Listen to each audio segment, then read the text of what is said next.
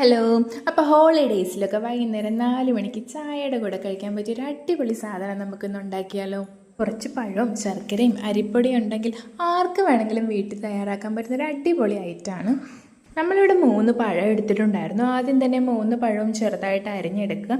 ഇനി ഇതിനകത്തേക്ക് നമുക്ക് ശർക്കര ചീകിയിടണം. മധുരം അനുസരിച്ച് കുറച്ച് ശർക്കര വേണമെങ്കിൽ കുറച്ചിട്ടാൽ മതി. നമുക്ക് അത്യാവശ്യം മധുരം കാര്യങ്ങൾ ഇഷ്ടമുള്ളവരായതുകൊണ്ട് കുറച്ചധികം ശർക്കര എടുത്തിട്ടുണ്ടായിരുന്നു. അങ്ങനെ മിക്സി നന്നായിട്ട് അടിച്ചെടുക്കുക. അതിനകത്തേക്ക് നമുക്ക് ആവശ്യത്തിന് അരിപ്പൊടി ഇട്ട് നന്നായി മിക്സ് ചെയ്ത് കൊടുക്കുക. വേണമെങ്കിൽ 2-3 തുള്ളി നെയ്യ് ആഡ് ചെയ്ത് കൊടുക്കാം. മാൻഡേറ്ററി ഒന്നുമല്ല, നിങ്ങൾക്ക് ഇഷ്ടം ഉണ്ടെന്നുണ്ടെങ്കിൽ ആഡ് ചെയ്ത് കൊടുത്താൽ മതി. ഇനി നമുക്ക് കുറച്ച് വാഴയില എടുക്കുക. ആ വാഴയില കുമ്പിൾ പോലെയാക്കി അതിൻ്റെ നടുക്ക് നമുക്ക് മാവ് ഇട്ട് കൊടുക്കുക. ഈ മാവിന് നടുക്ക് കുഴി ഉണ്ടാക്കി കുറച്ച് തേങ്ങയും അതുപോലെ ചെറിയ പീസായിട്ട് അരിഞ്ഞു വെച്ചിരിക്കുന്ന പഴവും കൂടെ നമ്മൾ ആഡ് ചെയ്ത് കൊടുക്കുന്നുണ്ട്. അങ്ങനെ അതിൻ്റെ മുകൾ ഭാഗവും ഈ മാവ് കൊണ്ട് തന്നെ കവർ ചെയ്ത് കുമ്പിൾ പോലെയാക്കി നമ്മൾ ആവി കയറ്റാൻ വെക്കുവാണ്. ഒരു 10-15 മിനിറ്റ് ആവി കയറ്റണം.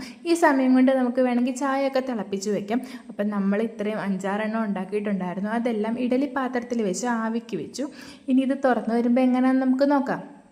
15-20 മിനിറ്റൊക്കെ ആകുമ്പോഴത്തേക്കും നന്നായിട്ട് ആവി വന്നിട്ടുണ്ടായിരുന്നു. അപ്പോൾ നമ്മൾ തുറന്ന് നോക്കിയപ്പോഴത്തെ വ്യൂ ആണ് കേട്ടോ ഈ കാണുന്നത്.